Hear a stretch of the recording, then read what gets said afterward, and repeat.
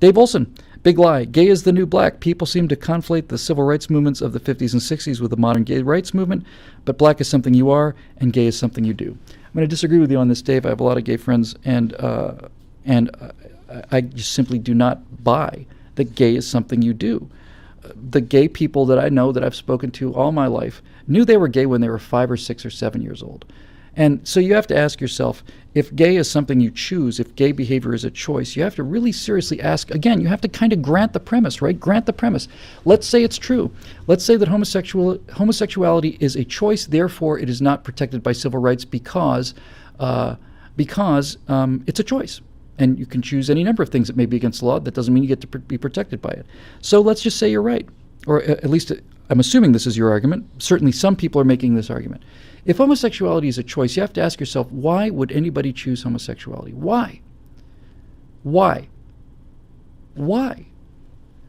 Put aside all of the opprobrium, and put aside all of the tormenting, and put aside all of the torture, and put aside all the fact that your parents don't love you, and put aside all of that. Go straight to the matter of it. Go straight to the heart of it. If you are making a sexual choice, if it's an actual decision that you're making, and gay people consist of less than 5% of the population, it's probably 3%, but let's say it's 5. It's not that many, but let's say it's 5, because 5 is a nice round number. 5% of the population. Why would you choose an orientation that means that of the 20 people you are most attracted to, 19 of them not only want nothing to do with you, but 10 of that 19 think you're a monster and think you should be in jail? Why would you make a choice like that? Why would you make a choice that would just say, oh man, look at this, there's a room full of people. None of them want anything to do with me. Maybe 1 out of 20. And I got to find that 1 out of 20. And if I find that 1 out of 20, well then, okay, now what? Now we're demonized, now we're tormented. No, you can't make any sense out of it as being a choice. It just doesn't make any sense. You can't. It just doesn't make any sense. And that's in America today. There were most of human history, that choice meant you would be killed. No one makes that choice. And you can say that some people would choose something that's beneficial to them against that kind of social norm, right? Against that kind of social norm, you can say, well, all right, I want something, but the point where this falls apart is because you're defeating your own desire. In other words, if you chose to be attracted to men because you were in it for the sex, your choice is locking out 19 out of 20 of the partners you want. Why would you do that? It doesn't make any sense, and it just doesn't.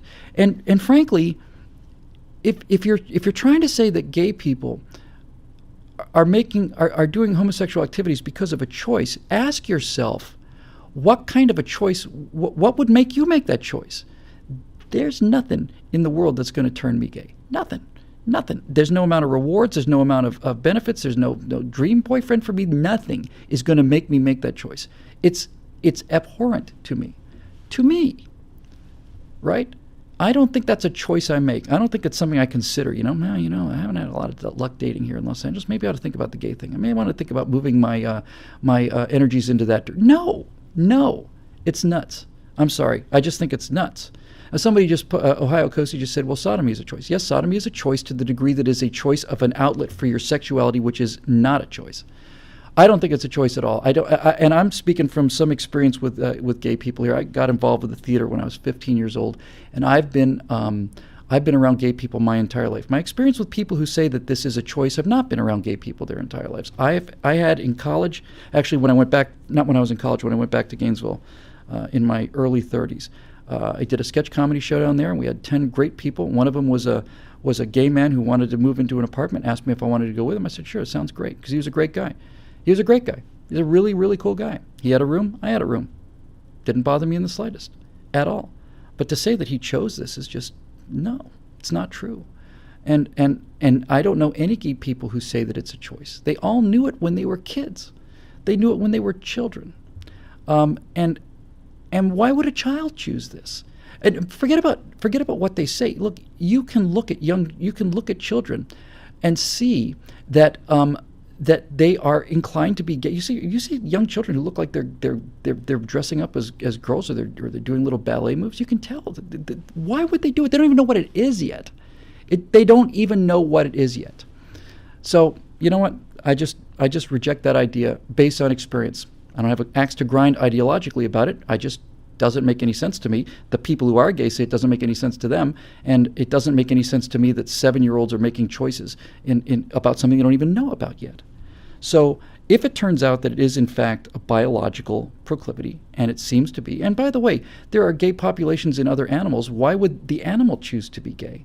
Why would look, I'd be willing to admit, and this is going to offend gay people, I'd be willing to admit that it's a genetic malfunction. That actually seems logical to me. It just looks like it's a malfunction. But this idea that it's a choice or something is just, no. Animals don't make choices. They just do it. So I think that this, look, there's a lot of people have a lot of problems with homosexuality. A lot of people have a problem with gay people. There's nothing I can do about that. I personally have a problem with the gay agenda. If you're talking about gay people saying that you must serve gay people, no, you don't have to serve gay people. If you don't want to serve gay people, it's your business not to. If you're an elderly couple that's got a pizza shop in Indiana and neo-Nazis come in there and say you have to cater our event, it turns out these two elderly Jews were both survivors of a concentration camp. No one's going to say those people have to serve Nazis. If you don't want to serve gay people, that's your business. Of course it's your business. And the gay agenda and the gay activists are some of the worst people in America today. They're some of the worst people in America today. They are just trying to do to the rest of the country what they claim to despise. They're trying to force their beliefs on other people.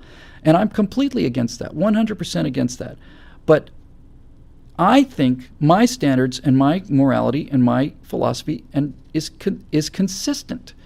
And my standards of morality say that I don't get to tell anybody what to do because I don't want anybody to tell me what to do, with the limitation being that when my behaviors begin to affect somebody and harm them, then we can have a discussion. Now, you don't get to be, I don't consider being offended being harmed. Because if I was being harmed by everybody that I was offended by, if me being offended by somebody was a definition of actual harm, then I'd be in lawsuits all day. Everything the left says offends me every single day. Are they harming me? No, they're not harming me. They're just offending me. Harm means harm. Harm means damaging me, physically damaging me, preventing me from doing my work. If somebody starts defaming me and going after me personally for things that I didn't say or trying to defame me and reduce my economic value, then they're harming me. Then they're going to get a response. But I don't have a right not to be offended. I'm offended all the time. And they don't have a right not to be offended either. See, this is the thing, right? If you want to boil it down to kind of a facile little cliche, I don't believe the people in Selma, Alabama have a right to tell people in San Francisco how to live. And I also don't believe the people in San Francisco have a right to tell the people in Selma, Alabama how to live either. See how simple it is?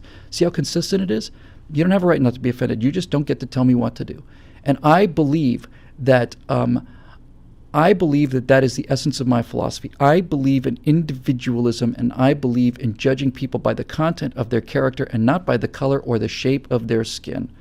I believe this in my bones. It's consistent, and it's beautiful, and it's real. So my question about gay people is, are these people harming me if they get married? They're not harming me at all. They're not harming me at all. Never. They're not harming me. And so I don't have any right to tell them what to do. And they don't have any right to tell me what to do.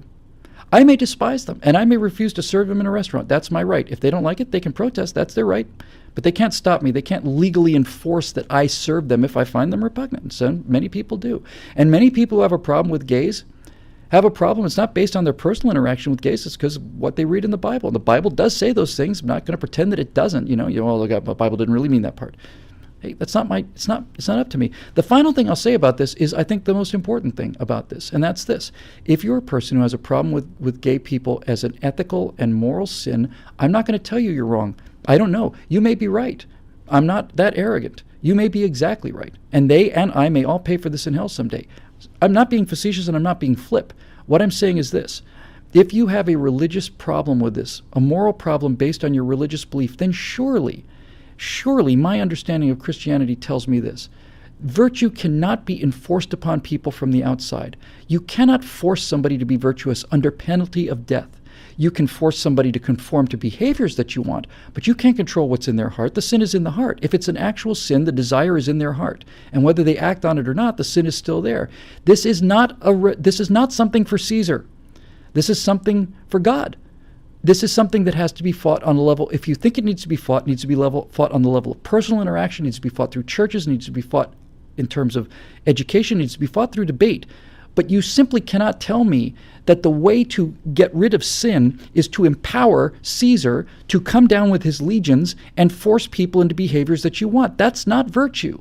It's nothing like virtue. It's intimidation and it's coercion, and I'm against coercion. Very much so against coercion. I don't want to be told what to do. I don't get to tell other people what to do. So, look, I think, by the way, it's not a question of like allies. It's not a question of like this is a coalition that will win elections. We're bludgeoned by this, and I'm tired of being bludgeoned by it. And the reason I'm tired about being bludgeoned by it is this. I know many gay conservatives, and they're on our side. They're not just on our side. In some level, they're uniquely on our side because I can't tell you how much I've run into this. You ask any gay conservative, a little gnat around here, you ask any gay conservative, any one of them, this question: do you find that it's harder to be a gay person, an openly gay person around conservatives, or do you find it harder to be a conservative among liberals? And every gay person I've ever met says this is a no-brainer. This isn't even up for discussion. It's much easier for me to be gay around conservatives than it is for me to be a conservative around liberals. The level of hate and prejudice and dismissal I get from liberals for being openly conservative is it's hundreds of times worse than what I get for being gay around conservatives. Don't you see? This isn't just a political gain. This is in fact the essence of what I believe. I'm not speaking for you. I am speaking for me. I believe people should be judged by the content of their character. And I would much, much, much, much, much rather share an apartment with a good gay man than with an evil straight man. It's not even up for discussion for me. So there you go.